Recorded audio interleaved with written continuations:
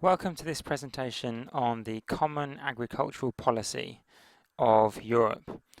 And the Common Agricultural Policy might sound a bit dodgy or dull, but actually it involves so many different issues which you might care about.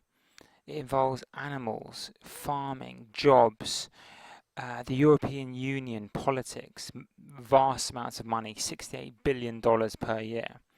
So it's quite a fascinating issue, and it's such a complicated one as well. It also affects world poverty, but in ways that are really quite hard to pin down. So first of all, I'll try and explain what the Common Agricultural Policy is.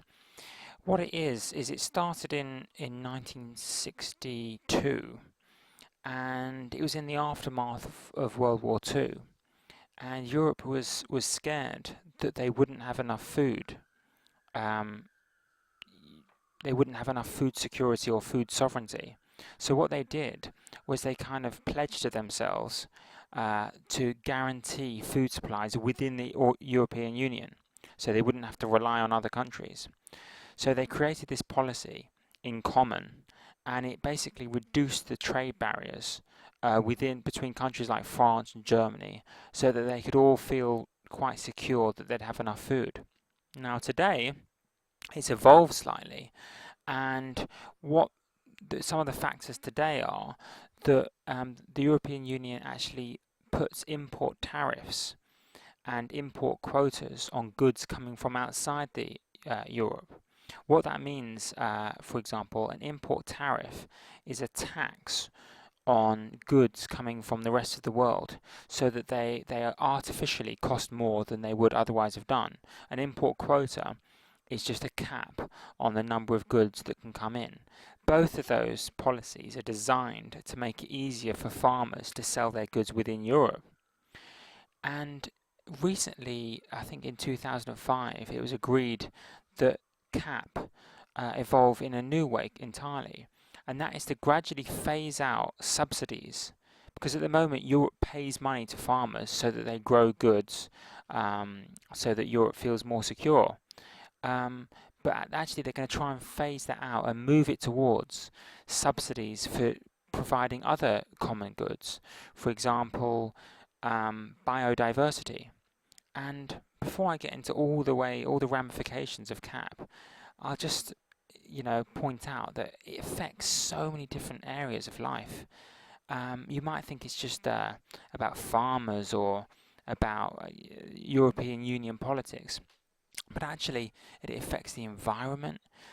Just on this biodiversity point, Europe pays farmers so that where otherwise they may have cut down hedgerows or expanded their plots of land and degraded natural habitats, now they're paid not to do that, because Europe is actively concerned to maintain the variety of animals and birds. Now, that wouldn't have been a priority 50 years ago. But as society has changed, so too has the Common Agricultural Policy. And it's so many other areas as well. If you're interested in animal welfare, well, that's an integral part of CAP, because what they're trying to do, what they're gearing it towards now, is paying money to farmers so that they guarantee minimum standards of animal welfare. Now, that again wouldn't have been such a priority 50 years ago.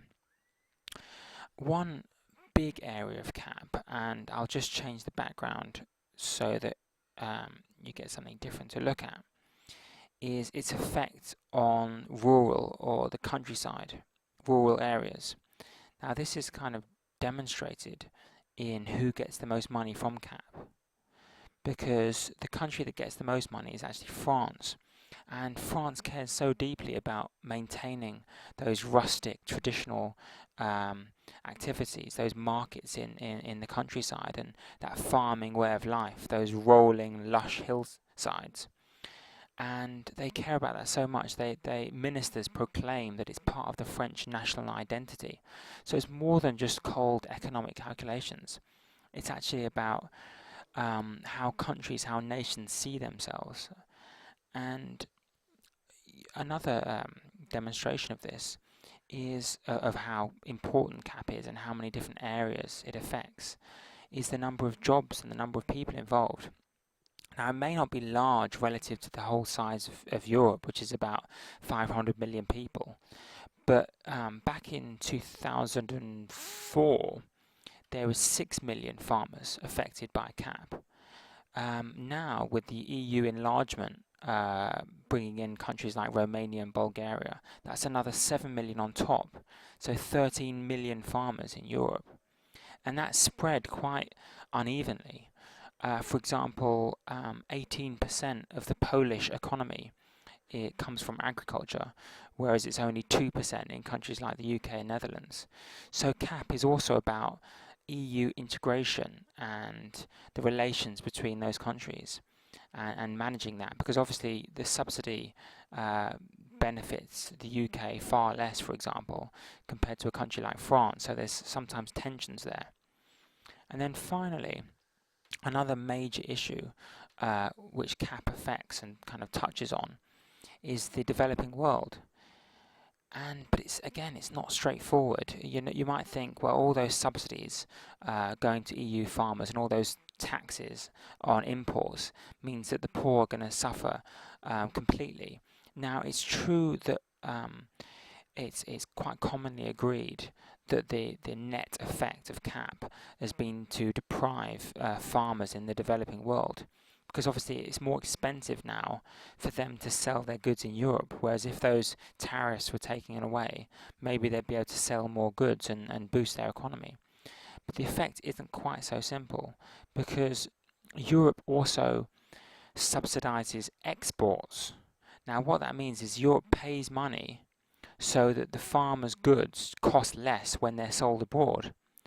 So you take away that subsidy, and if you'll notice, that means that foreigners buying EU farm goods would have to pay more for things like sugar, cereal, wine, grain, things like that. So consumers in the developing world might actually suffer if CAP was scrapped tomorrow. So I kind of wanted to point towards just how complicated an issue it is, and it's easy to take a certain perspective towards CAP and just say, oh, well, it sounds like some sort of just EU subsidy to special interest groups. And many people do argue that. But things are much more complicated. And to give you an example of the current perceptions of CAP in some areas of the media and society, I picked up on this Guardian editorial this summer, and it talks about how CAP is completely rotten and illogical. And I give you a hint of some of the way it phrases the argument. And this points to not just debates over CAP, but also how journalists and how people writing articles and editorials, especially opinion pieces, how they try to frame issues in certain ways. So just pick up on a few sentences. Everybody agrees that the 50 billion euros a year common agricultural policy is rotten. Well, that's not quite true. Not everyone agrees that. Many EU ministers try to defend it. It suggests kind of hypocrisy by talking about the difference between public and private proclamations. And then it frames it in such a way, rich corporations creaming off the profits. And it goes on, the European government's getting weaker. None is strong enough to stand up to vested interests. So again, suggesting it's all about farm lobbies and that sort of thing. I'm not trying to say that they're right or wrong. I'm just pointing out how editorials and opinion pieces are often written to frame the debate in a certain way. And then finally, you've got the article highlighting divisions within Europe about how France is benefiting while countries like Romania and Bulgaria are benefiting much less, even though they have more farmers. But what I really wanted to get at in this video is just how complicated an issue is, how many effects CAP has in so many different areas. And you may come to it thinking there's some simplistic argument that would solve it all, but actually the world is an incredibly complicated place, and you should often try to delve into things and try to get the facts on a matter before coming to a certain position. because CAP is an incredibly important and interesting area, but it's not a simple topic.